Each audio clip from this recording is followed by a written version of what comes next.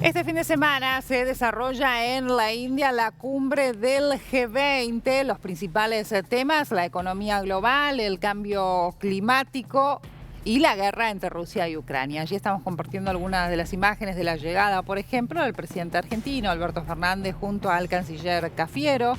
El otro representante de la región será Lula da Silva. Los ausentes Xi Jinping y Vladimir Putin, quienes mandarán en representación a distintas autoridades gubernamentales. Esteban Actis, doctor en Relaciones Internacionales, docente e investigador, ya está en comunicación con nosotros para analizar parte de lo que podría dejar esta cumbre, nueva cumbre del G20. Esteban, muy buenos días. Agostina Scioli te saluda desde Argentina. ¿Qué tal, Agostina? Un gusto. Igualmente. Bueno, ¿qué expectativas hay de esta nueva cumbre del G20 con estas ausencias a las que yo hacía referencia y algunas presencias fuertes, ¿no? Como por ejemplo la del presidente de los Estados Unidos, Joe Biden. Bien, déjame decirte que hoy en el plano internacional conviven tres grandes G, por así decirlo. A El ver, G20, que es la máxima o una de las máximas expresiones del multilateralismo. sí. El G2, que es la importancia del vínculo bilateral entre Estados Unidos y China. Y la idea de G0, que es un concepto de Rubini, bueno, es un economista que habla de G0, que es justamente un contexto de fragmentación del orden internacional, de recesión geopolítica, de competencia entre grandes poderes. En ese sentido, a mi entender, la ausencia de Xi Jinping, el presidente de China, debilita el G20, un G20 que ya venía sufriendo el año pasado, los embates de la guerra entre Rusia y Ucrania, y justamente Rusia ser un país del grupo del foro. Esto trajo muchas rispideces en la cumbre del año pasado. Entonces, la ausencia de China no solamente dificulta el G20, es la segunda economía del mundo, sino que también dificulta el G2. Había muchas expectativas que hoy en Nueva Delhi, en la India, haya un encuentro bilateral, como lo hubo el año pasado, entre Biden y Xi Jinping, que venga a seguir sosteniendo el diálogo al más alto nivel que se viene dando entre Washington y Beijing, entre dos secretarios y ministros. Sí. Esto no va a suceder. Y entonces lo que tenemos, que claramente esta situación, lo que se realza es el G0. Esto viene a mostrar las dificultades que tiene el multilateralismo hoy de buscar consensos, de Claro. que los liderazgos puedan traccionar agendas comunes o mínimos comunes denominadores en materia de las agendas globales. Así que bueno, esa ausencia de China creo que es muy significativa y un poco empaña la cumbre del G20. Las máximas diferencias, si se quiere, en uno de los temas de agenda que está presente en todas las cumbres internacionales hoy por hoy es la guerra entre Rusia y Ucrania y los posicionamientos de los distintos países, ¿sí? Aquellos que están aliados con Ucrania e inclusive son proveedores de distintas ayudas militares en ese sentido, y aquellos que están más del lado de Rusia y los que se mantienen neutrales. A ver, en ese sentido, ¿crees que estas discrepancias pueden llegar a entorpecer, si se quiere, el resto de los temas que están en agenda o no necesariamente? Bueno, habrá que ver el comunicado final. Nueva Delhi, la India, como anfitrión del G20, ha llevado a la mesa de discusión el tema del cambio climático, Sí. el tema del desarrollo económico, el tema de la deuda externa de los países de renta baja en un contexto de alza de tasa de interés, y el tema de la inflación, justamente gatillada, entre otros factores, por la guerra entre Rusia y Ucrania. Es obvio que el conflicto bélico cruza estos temas, y puede ser que justamente rispideces en esa temática, bueno, se vean afectados otros consensos. Se espera que no haya, como fue el año pasado, alguna declaración fuerte al respecto. Como bien decís vos, hay posturas divergentes. Sobre todo, bueno, tenemos a los países del G7 que tienen una postura muy fuerte intentando que el G20 se sume a las condenas, Ujú. pero bueno, gran parte del sur global, de los países emergentes, mantiene una posición bastante equidistante,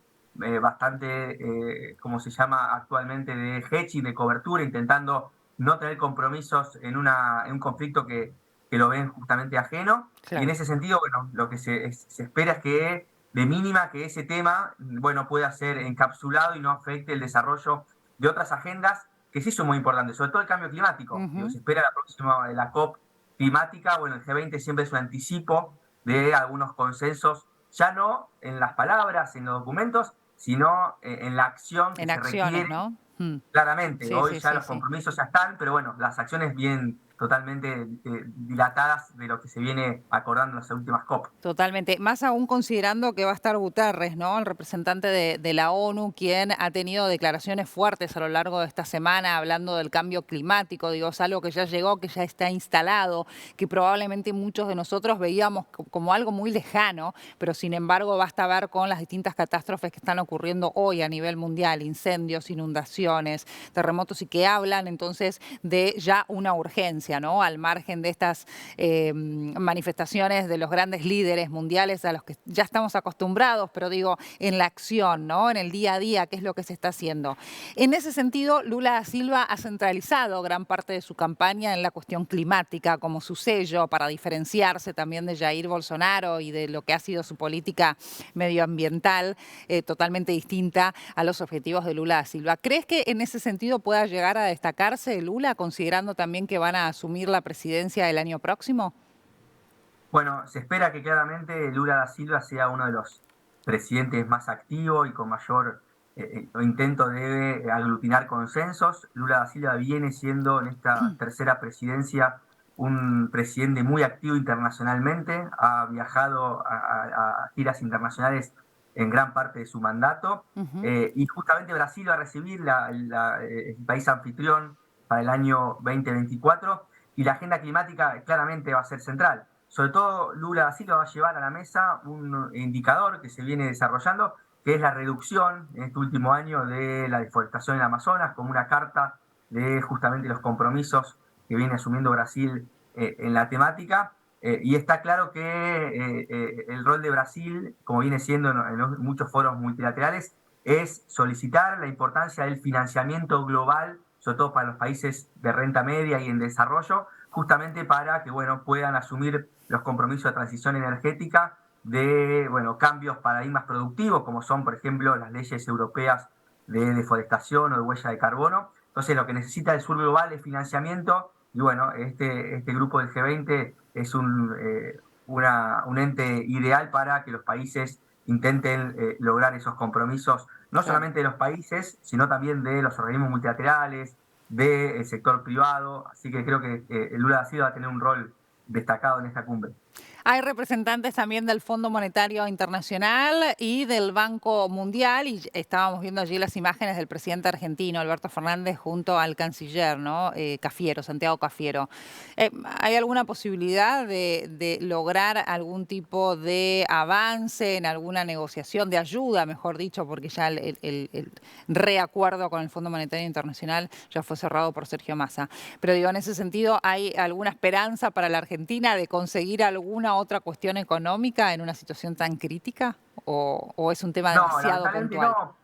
No, lamentablemente no, porque la presencia de Alberto Fernández coincide con los últimos meses de su mandato y un año donde la debilidad del presidente en la agenda doméstica ha sido evidente, afuera de la discusión electoral. Entonces todos los actores internacionales ya saben que justamente con las elecciones pasos es muy probable que haya un cambio de gobierno y no va a haber ningún compromiso extra de lo que ya se acordó con el Fondo Monetario Internacional en las reuniones que tuvo el ministro de Economía, Sergio Massa. Así que lamentablemente coincide esta cumbre con el cambio o las elecciones en Argentina, y eso debilita mucho la posición negociadora de Argentina, porque justamente los compromisos que pueda tomar el país o el gobierno tendrán que ser refrendados a partir del 10 de diciembre. Y de ganar una fuerza alternativa, se esperan que no haya simplemente ajustes, sino importantes cambios en la agenda económica y externa, y eso hace que